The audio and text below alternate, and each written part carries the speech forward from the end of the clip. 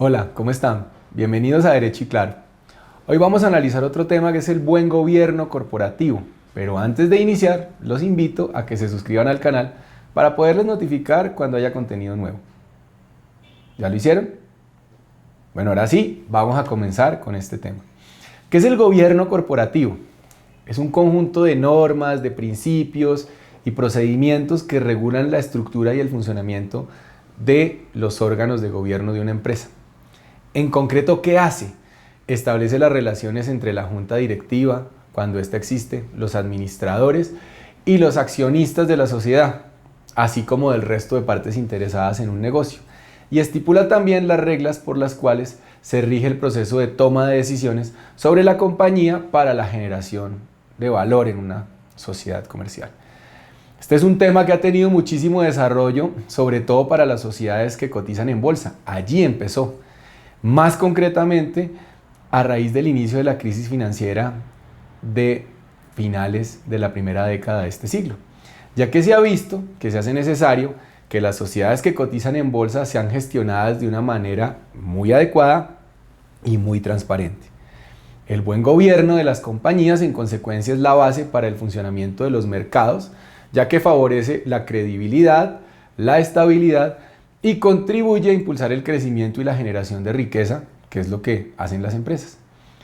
No obstante, el buen gobierno se ha ido extendiendo también a esas sociedades que no cotizan en bolsa, pero que por supuesto quieren tener unos altos estándares de gestión, de credibilidad y transparencia. Para los estudiosos del gobierno corporativo, como les dije, en el año 2012 es el punto de quiebre y es el momento en el que el mundo fija su atención en los efectos económicos derivados de la administración deficiente de compañías.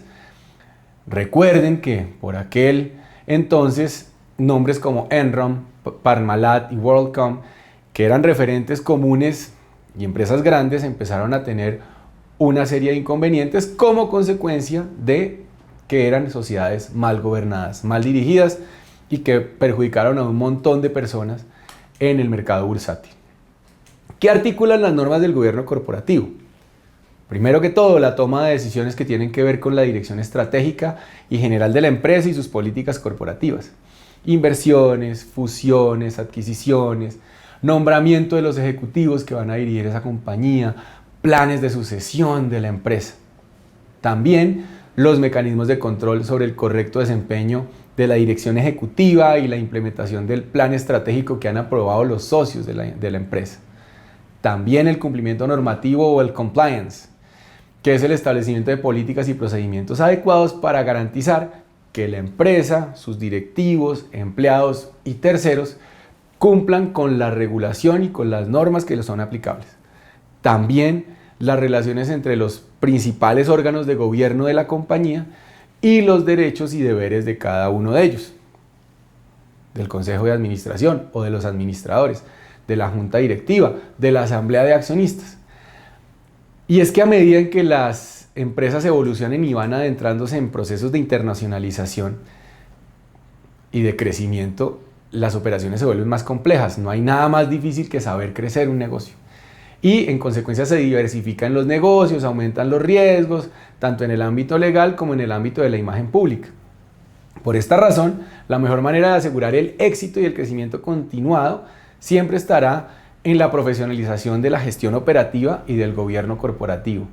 Una empresa que crezca y tenga estándares de buen gobierno siempre será mucho mejor vista que aquella que no lo tiene.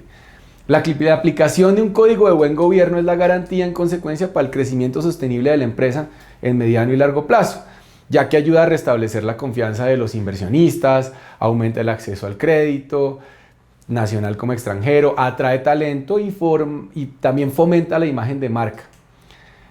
El gobierno corporativo como generador de valor es muy importante, porque es que las normas de un buen gobierno pueden ser un elemento que resulta esencial, que resulta clave para incrementar el valor bursátil de las empresas o el valor de las empresas, así no coticen en bolsa, reducir los costos de capital, ampliar las bases de mercado y obviamente generar una mejor imagen pública. Una buena y saludable estructura de gobierno siempre te va a dar las condiciones necesarias para que la toma de decisiones estratégicas funcionen como una palanca para el aumento de la competitividad y la generación de mayor valor. ¿Y qué logra eso? Potenciar el atractivo de la compañía o en los mercados o hacia terceras personas que tal vez estén interesadas en adquirir una empresa. Por eso es tan importante. De igual forma, digamos que la compañía puede generar una serie de mecanismos como un compliance officer que lleva un control sobre el nivel de cumplimiento de la organización en línea con las principales recomendaciones de los mercados internacionales o de las tendencias más avanzadas sobre la materia. Esto no es obligatorio, pero cuando la empresa tiene cierto tamaño, siempre hay un oficial de compliance, siempre. Las mejores prácticas de gobierno corporativo, por último, señalan que además de atender los intereses de los accionistas, manteniendo un diálogo permanente y eficaz entre ellos y la compañía, y fomentando también su participación activa en las decisiones de la empresa, debe responder a las expectativas del resto de grupos de interés, como son los clientes, como son los proveedores, como son los empleados, y que en general con todo aquel que tenga alguna relación con esa compañía. ¿Qué ha pasado en Colombia con esto?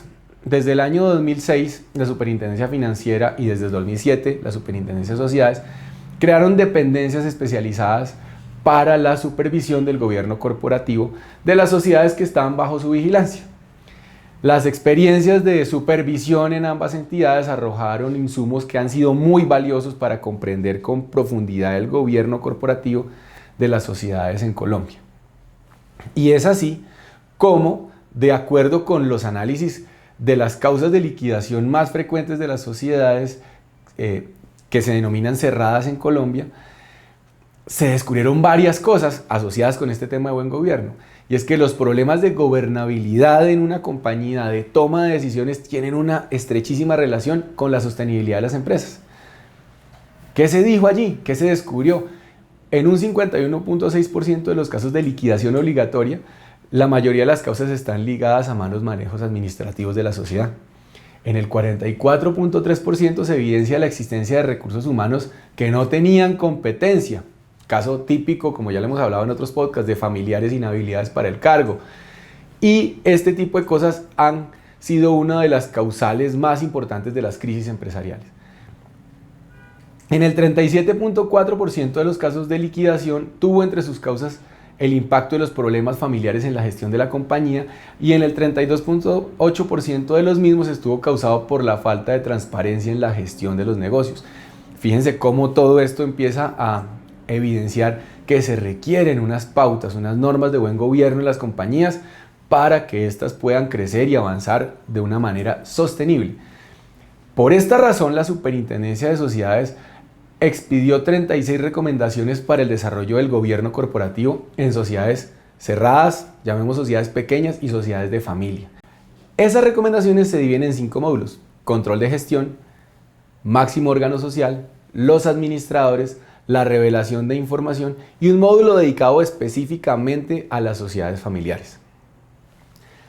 Esta recopilación de medidas que se hicieron allí ha sido producto del esfuerzo y la concentración de un grupo de expertos aunado a la gestión del gobierno para tratar de establecer unas pautas que permitan adoptar unos códigos de buen gobierno. En cuanto a la gestión, las recomendaciones tienen que ver porque es necesaria la existencia de una planeación estratégica que permite establecer objetivos de la empresa a mediano y a largo plazo. La Encuesta Nacional de Gobierno Corporativo y Responsabilidad Social Empresarial demostró varias cosas. Una de ellas es que si bien la realización de la planeación estratégica mediante la definición de objetivos estratégicos claros de mediano, corto y largo plazo son tareas fundamentales de la dirección empresarial, las juntas directivas de las compañías encuestadas dejaron varias cosas. En el 24.8% de los casos no se aprobaba una planeación estratégica de corto y mediano plazo que incluyera actividades discriminadas y fechas previstas de ejecución. Entonces esto es grave porque son empresas que no saben muchas veces ni para dónde van.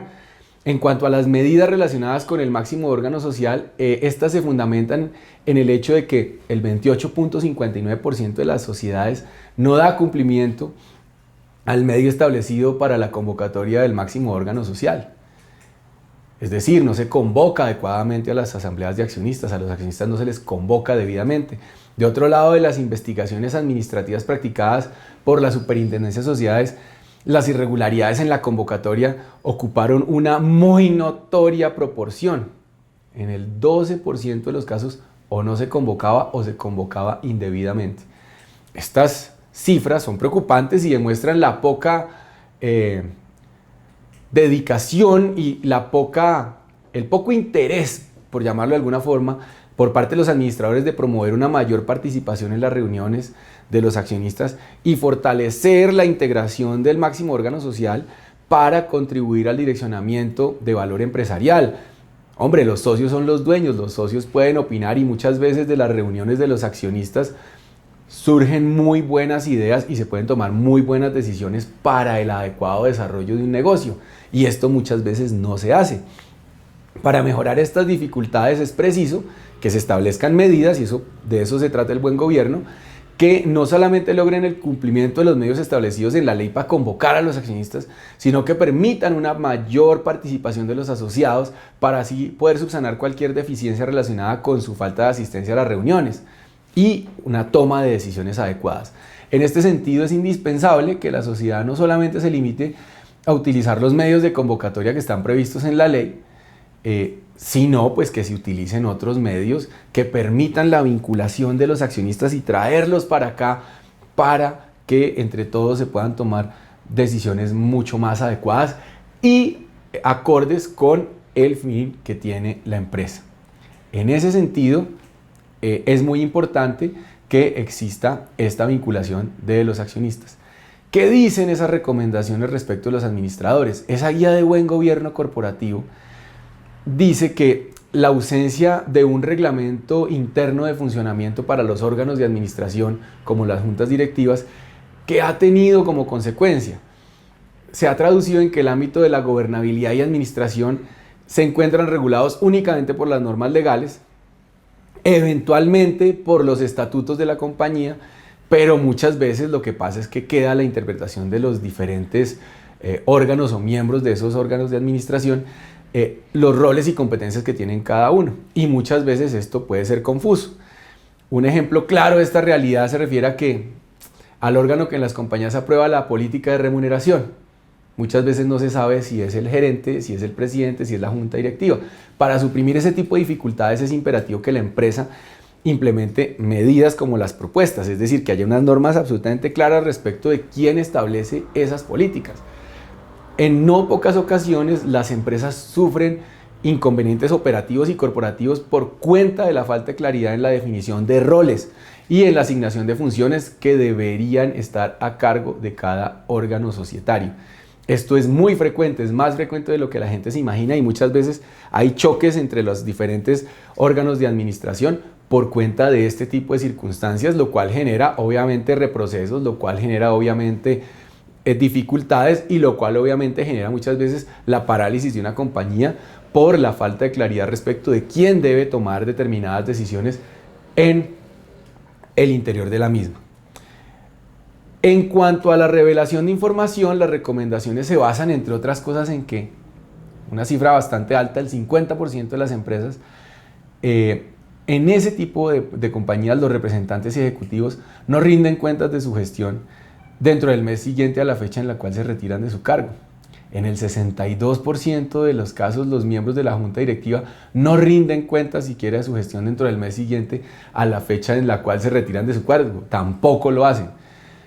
Y en el 24% de los casos, en las empresas no se menciona expresamente cuáles fueron las operaciones celebradas por la sociedad con socios y con administradores. Todo esto es muy preocupante. Es muy preocupante porque hay alguna serie de operaciones, actos, contratos, negocios que no se informan y que deberían ser informados. Los informes de gestión de los administradores tampoco incorporan toda la información necesaria sobre la política de remuneración global, sueldos, emolumentos, gastos que se generaron en el curso de un ejercicio social, cualquiera que sea su causa, finalmente sea en dinero o bien sea en especie. Al final, hay unas recomendaciones muy especiales para las sociedades de familia. En este tema, y como lo vimos en un episodio anterior, en el episodio 14 de estos podcasts, son fundamentales para el desarrollo de la economía a nivel mundial, las sociedades familiares. Allí se recomienda que existan medidas que nosotros ya analizamos en episodios anteriores, como les mencioné, como la adopción de protocolos de familia que permitan regular las relaciones entre la compañía y el núcleo familiar. La elaboración de un código de buen gobierno, para terminar, y su adecuada implementación puede darle un salto de calidad a su compañía en cuanto a buenas prácticas de gestión. Es muy importante en este tipo de casos un adecuado acompañamiento profesional para su adecuada elaboración y posterior implementación. Si necesita acompañamiento, aquí estamos para ayudarle. Soy Carlos Alfonso López, socio de López Arroyo Estudio, y los espero en el próximo episodio.